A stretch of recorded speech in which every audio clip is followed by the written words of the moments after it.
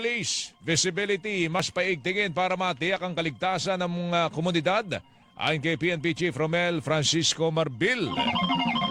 Mark Bakalalad, pasok!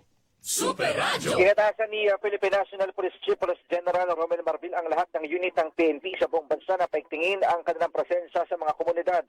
Kasama rito ang pagdaragdag ng foot at mobile patrol, lalo na sa mga matataong lugar, pampublikong transport terminal, commercial center at mga pook pasyalan.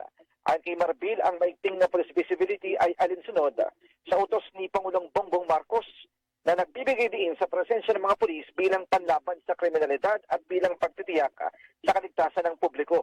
Samantala, para lalong mapatatag ang presensya sa mga komunidad, inatasan din ng PNP ang mga junior officer mula sa mga mobile units na tumulong sa mga bakanteng community posts.